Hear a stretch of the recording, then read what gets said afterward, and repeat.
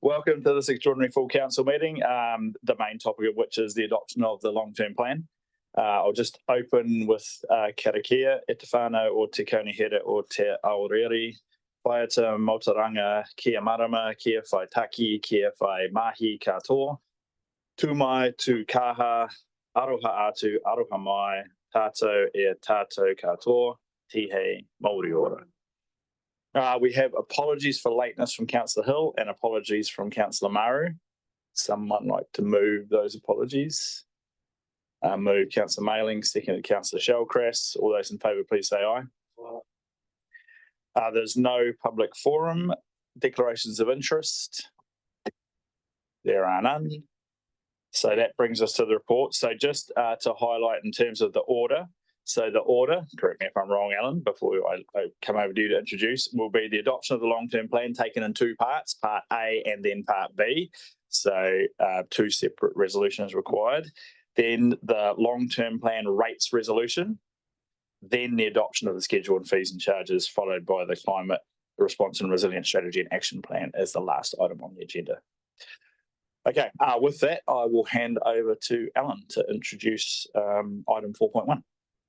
Thank you, Mr. Mayor, and good afternoon, councillors. So developing the long-term plan has been a product of a little over a year and a half's work for us all, for you, Mr. Mayor, councillors and staff. Many staff members have been involved in, to one extent or another, and all contributed to the development of this plan. We've spent multiple hours preparing information for yourselves to review, and you've spent multiple hours considering that information, providing direction, and ultimately making decisions for the long-term plan for the next 10 years. This LTP has been particularly affected by the changing government and the policy direction that's come with that. For much of the process, we were not completely clear whether we needed to plan for managing the three waters for that whole 10-year period. There was uncertainty around the legislation in the resource management space, and then latterly there's been increased uncertainty about Waka Kotahi New Zealand Transport Agency funding. So so I guess that uncertainty has made it a particularly challenging sort of process for us all to get through. The process has been throwing up challenges right to the end, even to the point of trying to get the documents attached to the agenda at the end of last week or early this week. We have carried out a comprehensive consultation process and considered the feedback that we received from the community and submissions. You've made decisions through the deliberations meeting, and those have been incorporated into the plan and the other documents that you have for adoption today. Those documents have now been audited, and we thank John Mackey and his team for that work. I think Mr. Mackey would like the opportunity to speak shortly after I've introduced this, or we've introduced this. The auditing work continued after the documents were attached to the agenda, and so there are a number of minor editing changes that we need to make after adoption under the delegation to the Chief Executive in Resolution 15. I'd say they're minor editing type changes. I guess it's now time to adopt the LTP and the associated documents so we can start delivering on that content starting next week, and that we can also strike rates. So following some brief comments from Mr. Fletcher, we'll take the report as read and happy to answer any questions. Thanks, Alan. I just really wanted to emphasise a little more something that Alan covered, which is the sheer volume of work that's gone into delivering a long-term plan and the associated documents. I mean, the output is over 2,000 pages in total, but it's all of the work and the effort, thinking, conversations that have happened up to this point, I think are worthy of some acknowledgement and thanks to Alan and Matt, but not just Alan and Matt, a wide range of people across the council, TLT for the guidance and support they provided, up to the council for your patience and direction that helped us pull together. And lastly, to all the people who engaged with council during the consultation process and took time out to give us their thoughts and feedback. So just wanted to acknowledge and thank everybody involved. Thanks. Thanks, Alan. Thanks, Dwayne. So at this point, I will, as Alan indicated, come across to John Mackey, who is our auditor. So, John, I'll provide you the opportunity to make any comments that you would like to make in relation to the long-term plan.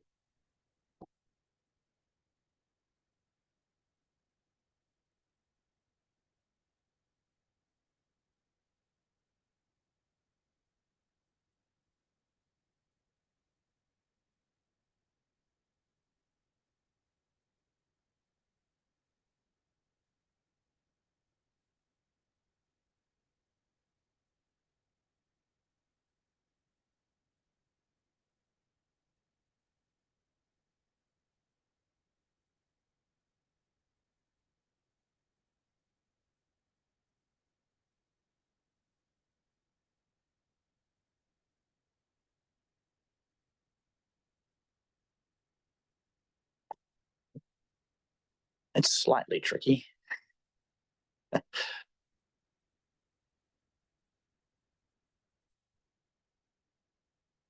We can't hear anything here.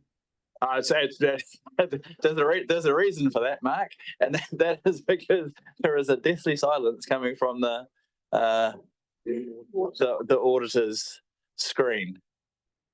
So it is not that only you cannot hear; it is that we are not receiving anything at all.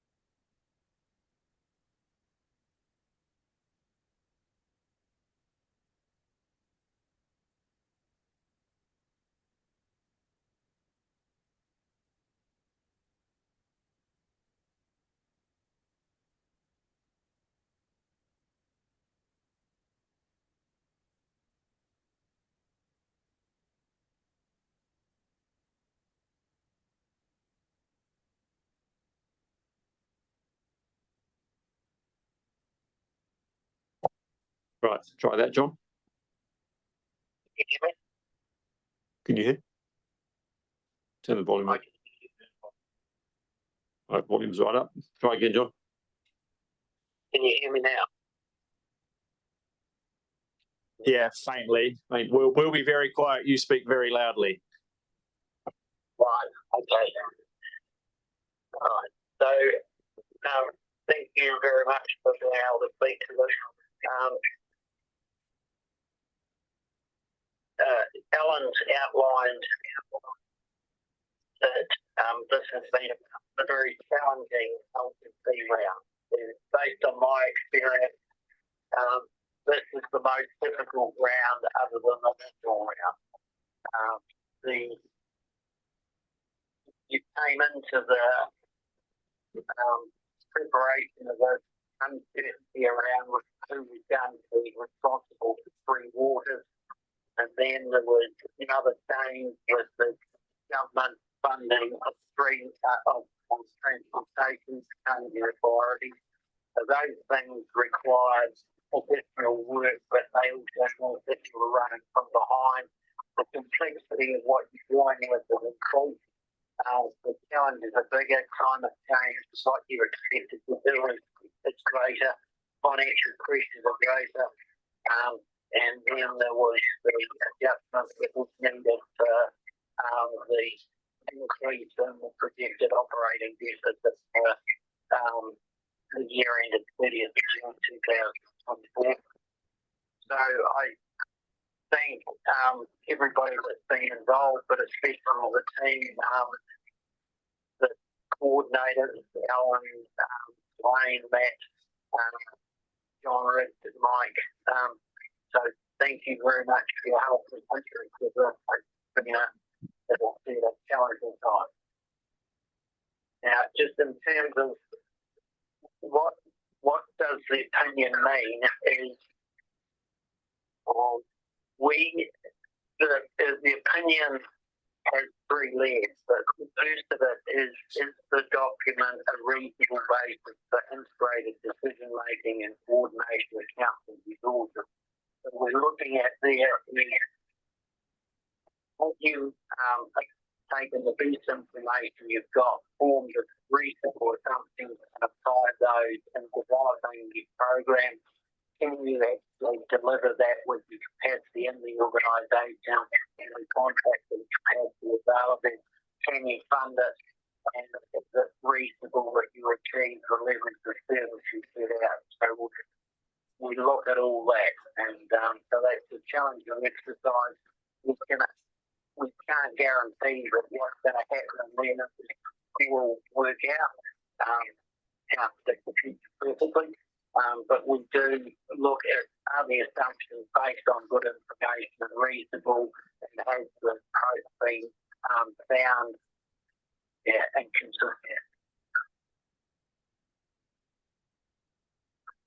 So, yeah, happy to take any questions. Right, thank you, John. I'll open up for any questions, although it might be slightly tricky and not sure how well he can hear us. Alan may have to relay them. Okay.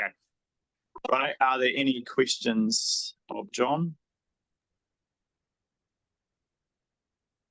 Righto. Councillor Greening. It's more a procedural point, but I had very great difficulty hearing that. It was very echoey and tinny. So unfortunately I don't have any questions, so I couldn't really hear what he was saying. Okay, thank you. Right, if there are no further questions, just before you go off the line, John, I'd just like to pass on, this is your last year as our appointed auditor, and the time that you have been our appointed auditor has spanned a very interesting and challenging time in local government, and particularly in this region, I guess, for a number of large projects. It seems somewhat odd that this year we're kind of looking back almost fondly on the financial challenges of COVID and the dam, because the financial challenges of the current environment, as you pointed out in your statement, this has probably been the most difficult LTP to put together despite those difficulties in previous years. So I'd just like to provide our thanks for the work for both you and your team over all of those years and the different challenges that we've faced collectively, ensuring that we've got to the statutory timeframes that and I know from time to time that has been exceptionally tight to achieve, but the combination of the work of obviously our staff and our organisation and your staff and your organisation has meant that we have always actually managed to get there. So thank you for the contribution you have made to achieving that over the last period of time, and best wishes for your next role in the audit space. Thank you very much. Right, with that, I will come back. Alan, is there anything more either you wish to add or anyone else wishes to add before I open it up for comment, questions, feedback, and preferably a mover and seconder for part A initially of the resolution? Councillor Mailing. Well, I'm happy to move part A, and I'll just speak briefly to it. So this is 18 months' work of everybody around this table and a huge number of staff, but also the members of the public that engaged with us. And it's never great to see the level of rates increase that we've got in front of us. But the things that I take comfort from are the increased spending in roading. And we heard that again this morning, the concerns about roading.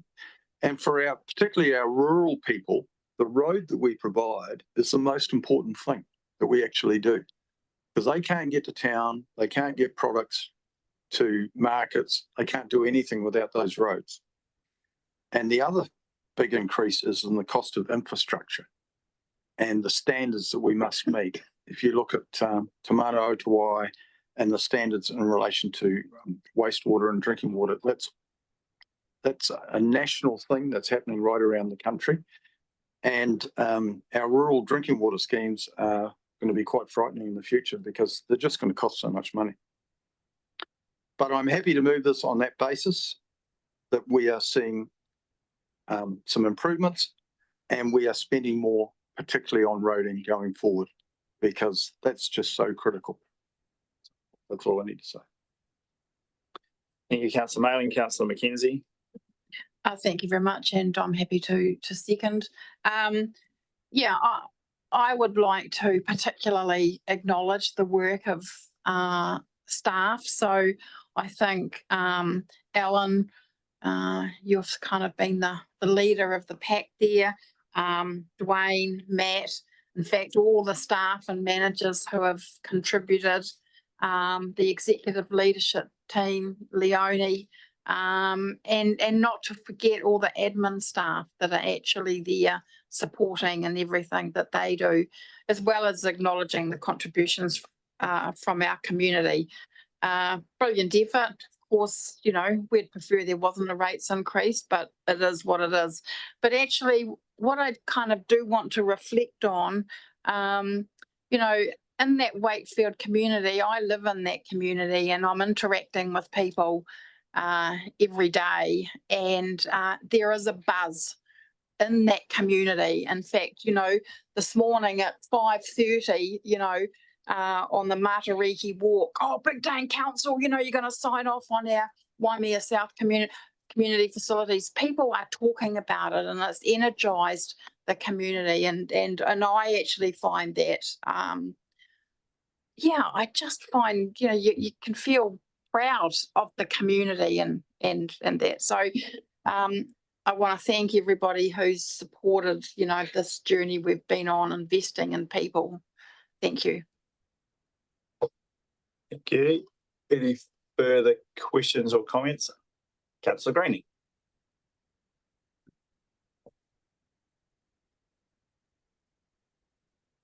Well, thank you. I'd like to call a division on the voting. I think it's important the community know where councillors stand. I'm not sure I necessarily share Councillor McKenzie's buzz from the community over this LTP. Certainly the buzz I've heard has been a little bit different. Looking at the bigger picture, this LTP, in my opinion, is neither balanced nor financially prudent. The choices made have failed to live in the financial reality that we find ourselves in. From a reckless decision to fund a dam that was likely to consume all and inevitably more of the $200 million debt cap that we had before the last LTP. And what have we done? Well, we've pretended that we can continue to spend like nothing has happened. And as Federated Farmers pointed out in their submissions, there have been no meaningful cost reductions that have been made. The challenge in this LTP was to respond to the more than $100 million blowout of the dam. And instead, we appear to have stuck our heads in the sand as if nothing had happened and continue to spend millions more on probably less critical infrastructure, pull and haul projects, which are hardly pressing infrastructural projects, a point that was made by many ratepayers in the submissions. This LTP should have corrected the ship spending priorities, so we had debt coming down longer term, and we have failed to do that. While I support elements of this LTP's investment in critical infrastructure and maintenance, which Councillor Mailing has pointed out, and also ensuring that everyone pays their fair share in retirement villages, it's failed to properly address Richmond's stormwater concerns yet again, and has failed to address the burgeoning operational costs that a fast-growing staff bill has brought, a point also made by many ratepayers in submissions. At the same time, we're embarking on putting infrastructure in place for more urban sprawl, which I oppose, and which unfortunately this council declined to record my opposition to that in minutes. This is not economically efficient or prudent given our current and future financial predicament. A new building isn't even in the picture, but with more staff will come a call for a new building, and that will add more debt and more rate increases to the LTP in outer years, which isn't currently sitting there. So while I support providing community assets, that support is dependent on a healthy financial bottom line, and we just do not have that.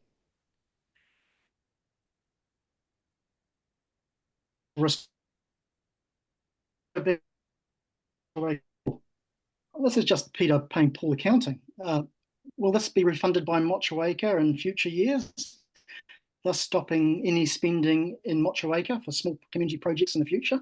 Or does Richmond miss out on reserve improvements it will need from growth that it has already experienced and continues to experience? Or will council be forced to borrow more to offset all these funding shifts? All this funding RFC shifting has done is enabled another revenue declining pool to get over the line, which will trigger more debt to fund a pool and its operational costs, which I don't think have been budgeted, that we really cannot afford. And by the next LTP, in 3 years' time, total rates coming out of ratepayer pockets will have increased by more than 25%. Targeted rates, which we're going to come to in the next motion or thereabouts, are going up more than the general rates, 10% next year, I think, which suggests we are emptying ratepayer pockets faster than they can fill them. This is unaffordable for many ratepayers, as they pointed out in submissions, and just unsustainable in the longer term, and will rapidly get out of control. Debt is just deferred rates increases, which at some point has to be paid back, and that will lift rates increases further above what is already a burden on many ratepayers. This is unsustainable. We will be paying to the bank the equivalent of a new pool each year if we hit $400 million, which if we've already exceeded the 250 million debt cap that we can't call it debt cap, it's more dynamic spending target, that we set only 3 years ago.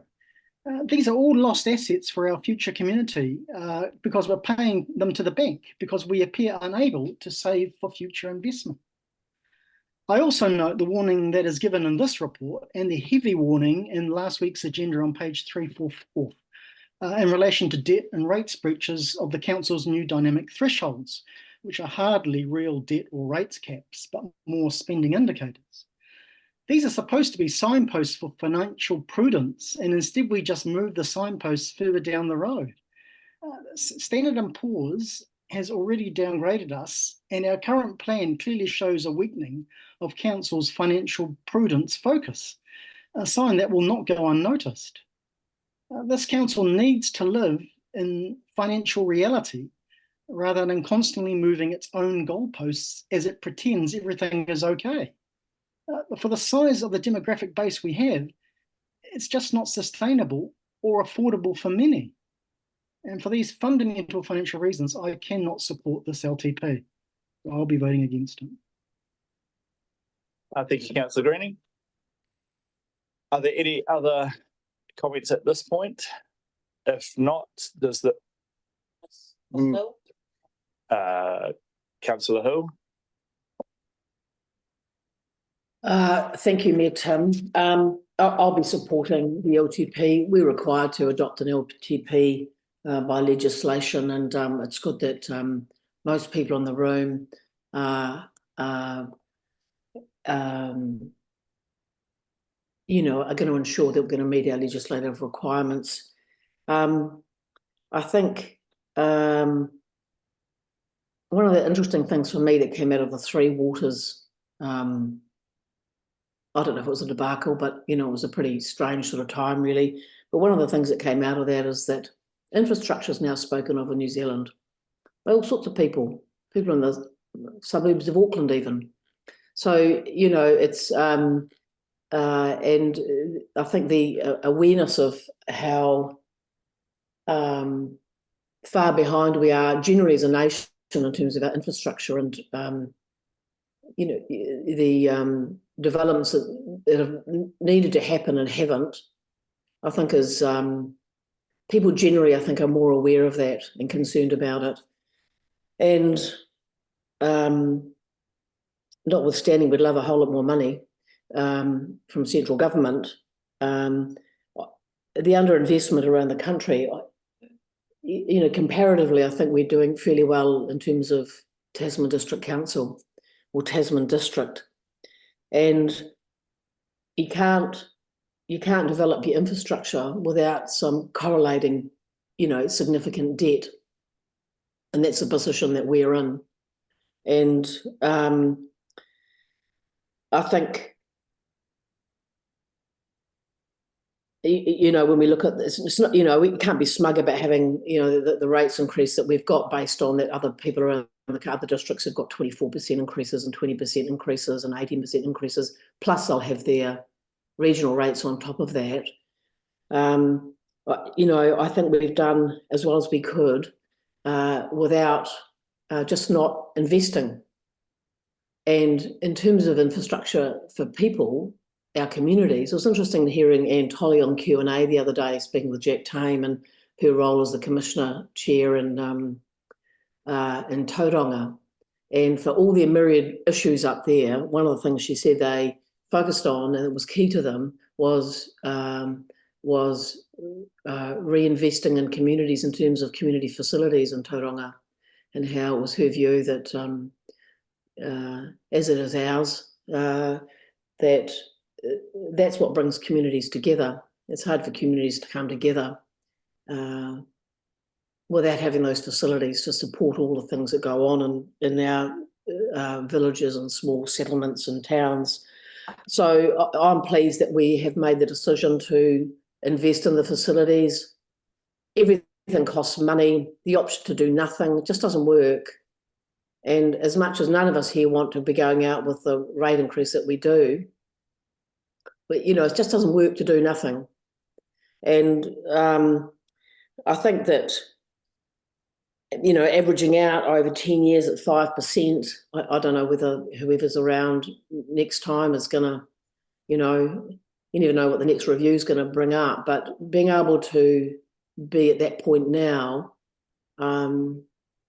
particularly given that we're a unitary council, isn't insignificant in terms of the work that's gone in to achieve that, and particularly given that we started at 24%. So I'm certainly going to be supportive of it. I know that people are struggling. You know, it's not easy. This is the most difficult thing we do. People vote us in to do as good a job as we can. And I suppose I want to acknowledge too the staff. I think that we're incredibly well served by staff. Like the information that's presented to us, the way it's presented, the quality of all of that work, I think is outstanding. So acknowledgements there, and it'll be good to get this process completed really and begin the work of it. Thank you. Thank you, Councillor Hill. Councillor Walker. Yeah, thank you. Through you, Mayor. As already been mentioned this afternoon, we don't all agree on everything, and there is divides in our community, and we're damned if we do and we're damned if we don't. But, you know, there is this thing around our social infrastructure. And I know that when we look at what we've got before us today, that, you know, there are capital works that are going to happen. And we also know that to keep those capital works functioning, we need operational money.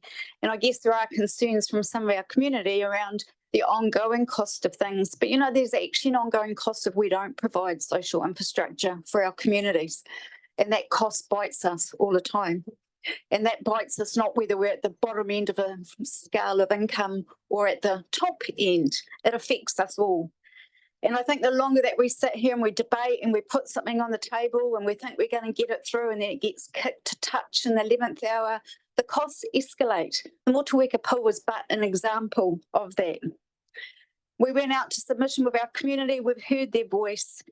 They don't want the level of our service to decline. They don't want our libraries to be reduced in hours or for us to lose any of our staff. The majority of our community don't. So, yeah, although I don't like going out and asking anybody to pay the rates that we're going to have to see it, it's reality of what we face. And I just want to acknowledge all the mahi that's gone on from everybody to get us to where we are today. So thank you, team. Thank you, Councillor Walker. Deputy Mayor Bryan. Thank you, Mr. Mayor. Just a few comments from myself. Yes, it's been a long process, this, but I think we've ended up in a pretty good place where we've had got a balance between infrastructure improvements and debt and community facilities. It's hard to do these things without incurring both.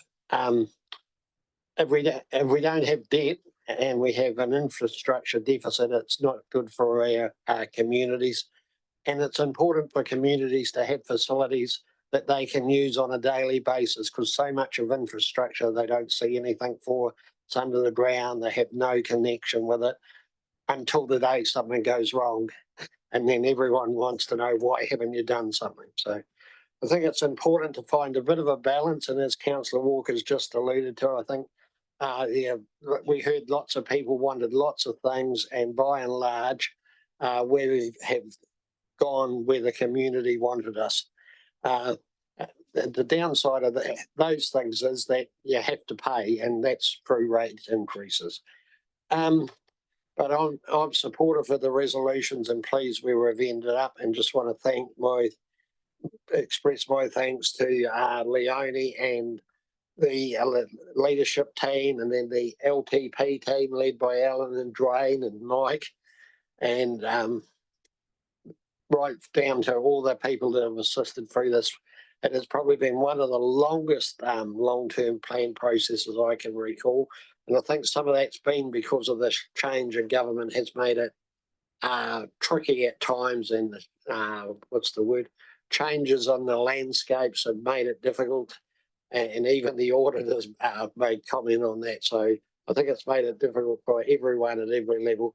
But I believe we've ended up in a good place, and particularly for those communities that will receive community facilities over time through this process. Thank you. Thank you, Deputy Mayor Bryant. Councillor Butler. Thank you. I agree with the sentiments that people have expressed so far, and thank you to the staff. And I'd just like to say that I think that the staff need to be congratulated for incorporating the climate change into the body of the long-term plan and the way that they have done. This is a new thing for our council, and I think that in some ways we're probably leading the way around the country for this. So I want to make that point, and to thank particularly our climate change advisor who has done a huge amount of work in this area. The other thing I'd like to say is that we are constrained by the amount of rates that we can collect. And I think this is putting a lot of strain on councils, our council, as well as other councils. And there has been talk about GST maybe being funneled back to councils, and so this is maybe a viable way forward in the future. But in the meantime, this is what we have, and I think that the community is accepting of where we have set the rates. It will be hard for some people, but it's not as high as other places, and so I am going to support this resolution.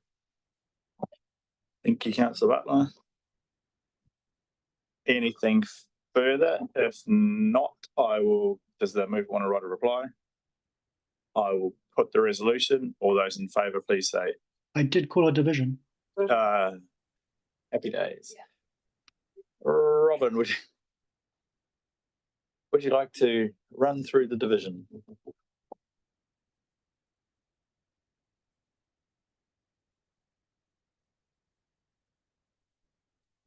Deputy Mayor Bryant. For.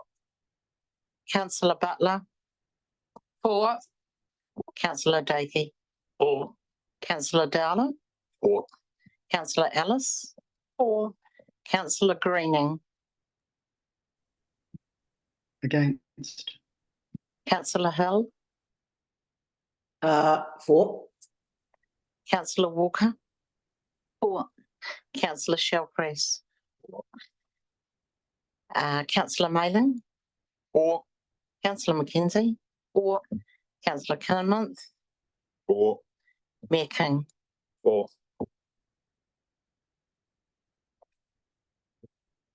12-1. So the resolution is carried 12-1. Right, so next up is part B of the first resolution. Someone move part B. Councillor McKenzie, seconded Councillor Dowler. Is there any further discussion? If not,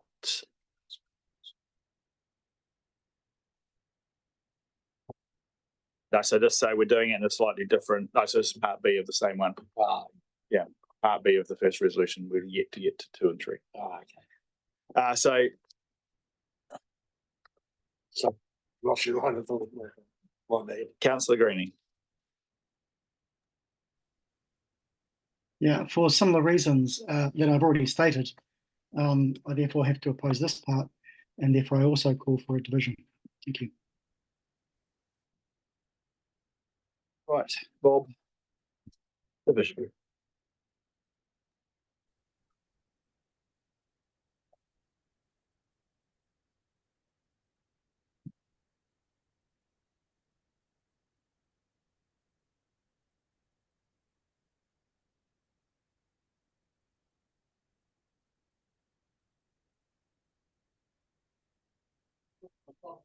Oh, okay. Councillor Walker, For, Councillor Shalgrace, 4. Councillor Mayling. 4. Councillor Mackenzie, for, Councillor Kinmonth,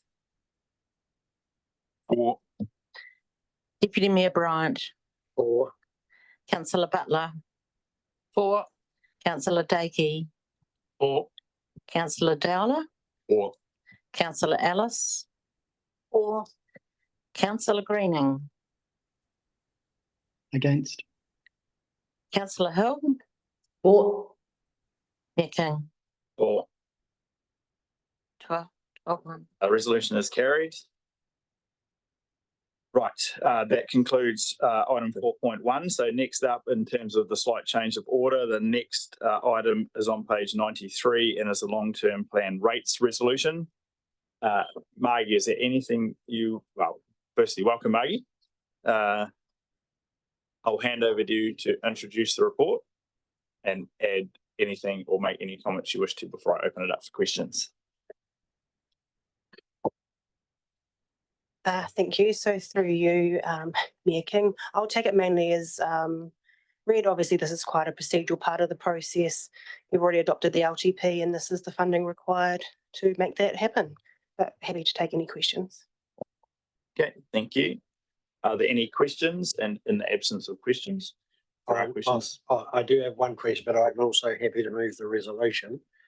Could you just tell me, because I did notice that there is now a lot of rating resolutions, how you check them against all the resolutions that have become part of this process to make sure we haven't missed any rating resolutions? What's the procedure around that?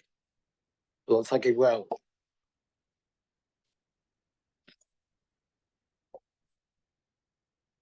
I don't know how in depth to go. Basically, there's a reconciliation process that we go through that ensures that it's all done in an Excel spreadsheet where the total income ensures that we match that the total amount of rates that we're going to recover. That's the high level. so it's not on the spreadsheet, I think. We wouldn't reconcile. It's lost. Yeah. The two numbers, through you, Mr. Mayor, the two numbers come out of different systems. So there's one that provides an amount that we need to fund. Then Margie breaks that amount down to what we by rate, if you like. So those two numbers reconcile. We know that we get the 100 million for rates from the targeted rates, general rate split, if you like. Yes, that's where my question was going. What level of cross checking there is, just to make sure we haven't missed a rate. So Yeah, it's done rate by rate. So thank you again for the work you do, and as I said, I'm happy to move the resolution to complete all these. Okay, thank you. Seconder, Councillor Mackenzie. Are there any questions? As Maggie said, this is largely the technical or machinery part of collecting what we've just passed to spend effectively. So it'd be a bit awkward if we didn't pass this one. Councillor Mackenzie. Thank you very much. Look, I just had a question. We're all aware that, our ratepayers, may be entitled to the rates rebate through the Department of Internal Affairs. So how do we proactively communicate that to our ratepayers so that, someone who may be entitled, that they don't get it? It's a very timely question because I'm working on this well, not right now, obviously, but so the process is if you've applied for a rates rebate in, I'll say the current financial year, because we're still in it, you will automatically get a letter.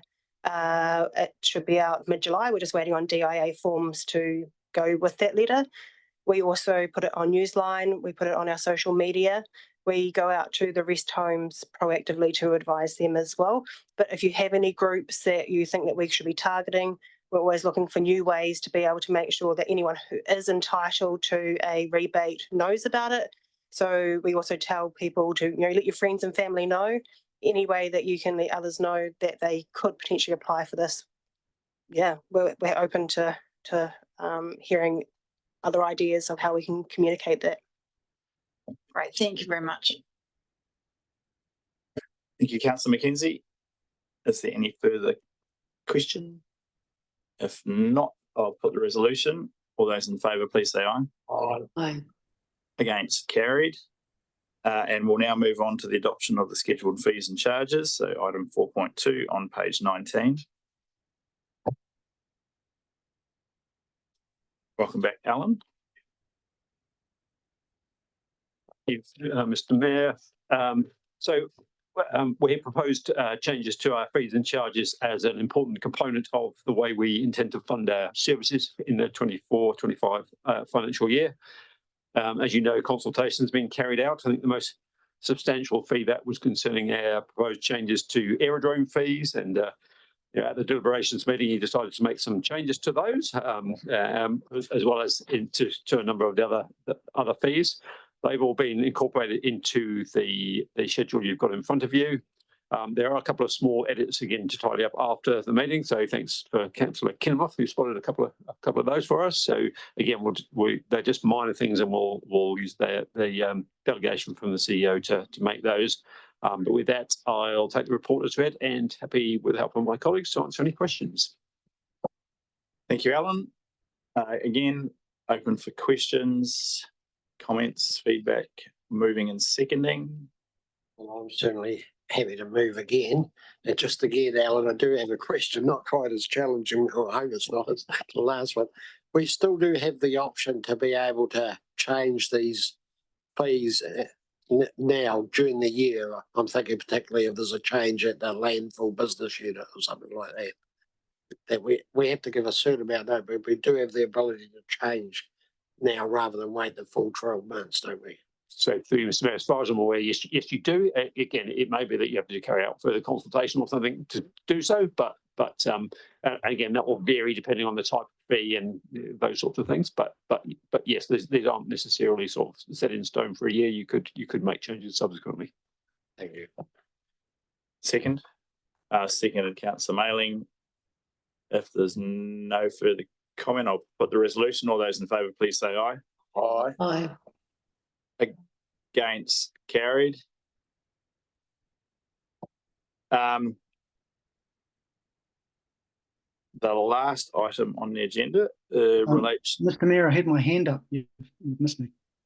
Oh, did I miss you? I apologise profusely, Councillor Greening. I did miss you. I was going to call for a division. Well, would you like just to have your vote recorded against, because everyone else voted for it? I no longer trust the minutes, so I'd like to call a division, please. It's a bit late. It's too late, isn't it? It's too late. I did have my hand up. Righto, we'll do by division just to.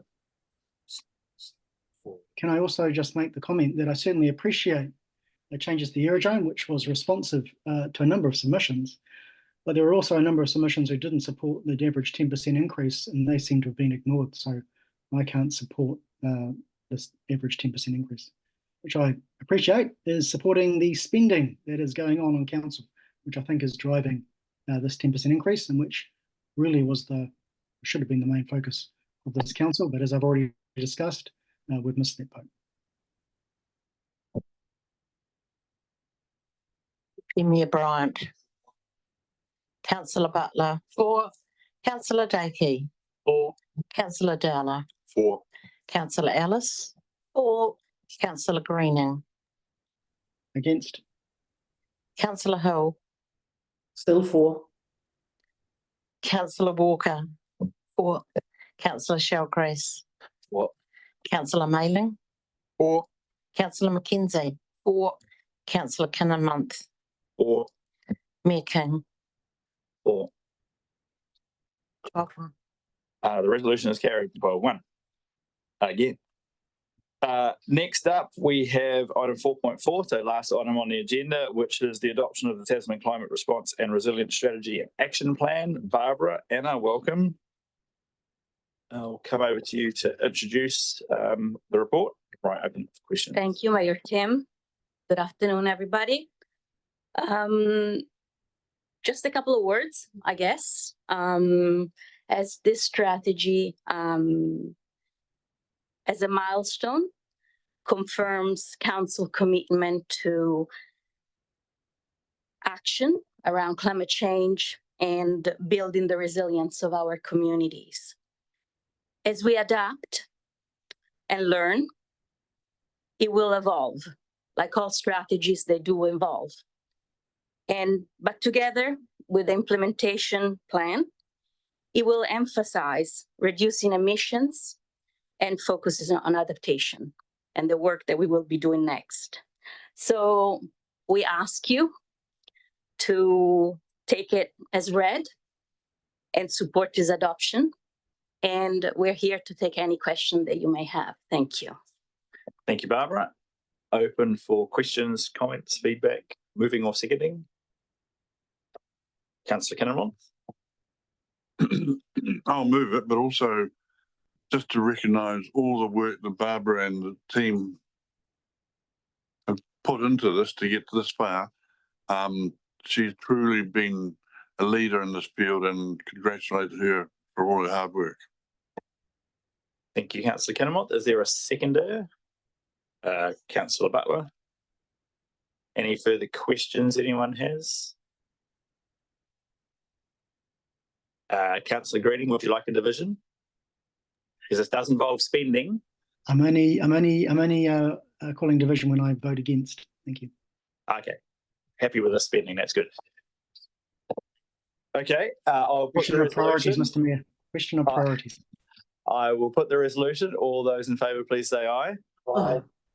Against? Carried. That does draw us to the conclusion of the meeting. So just before I close, I'd just like to, I guess, reiterate the comments that a number of councillors and staff have made in terms of the amount of work that goes into developing an LTP. It is arguably the single biggest decision that the council makes in any 3-year triennium.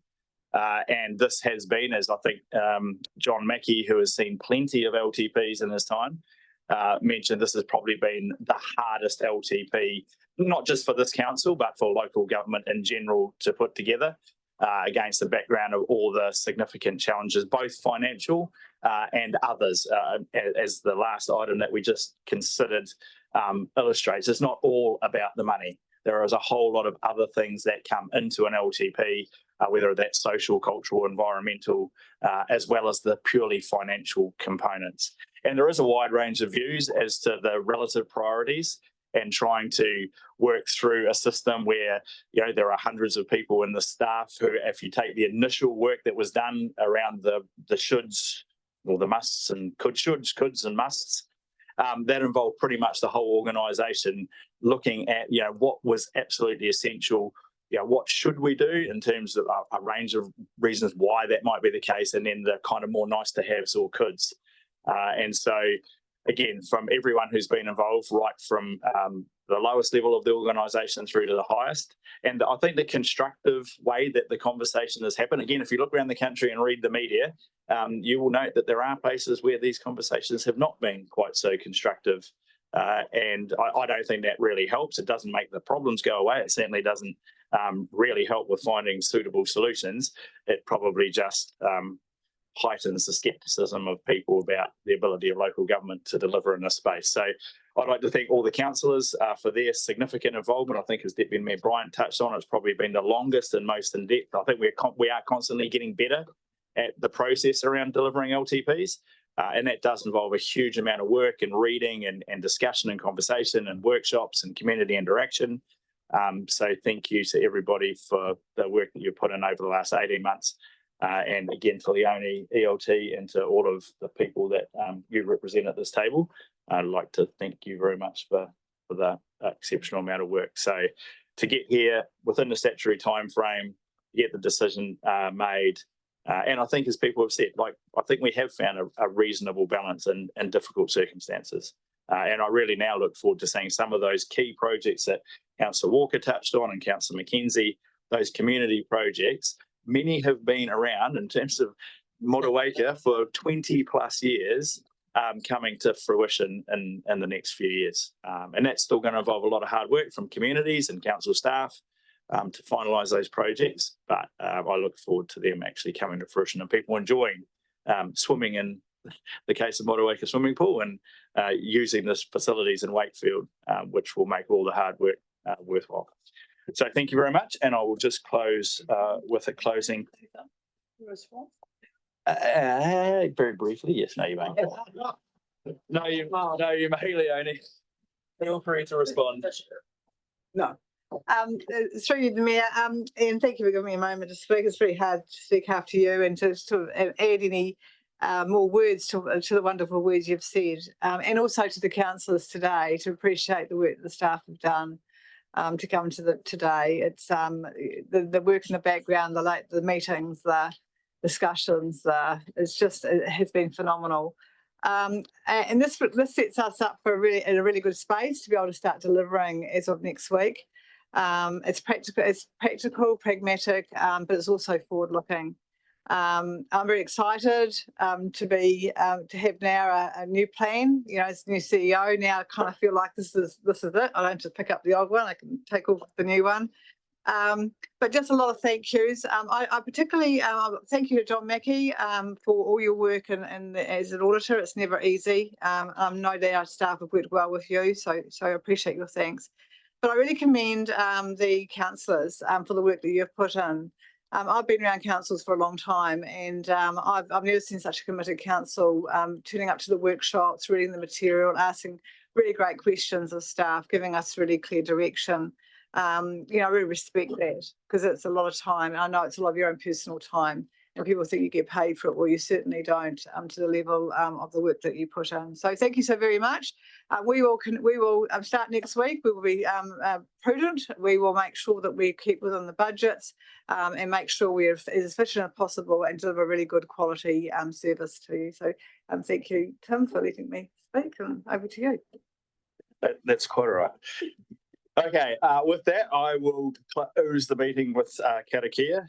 Kia hiki te kororo, kia whatia, kia mama te manawa o te tangata, kia o ke ara mō tātou, e ora nei, ko rongo ke runga, kia tina, hui e tai ki e.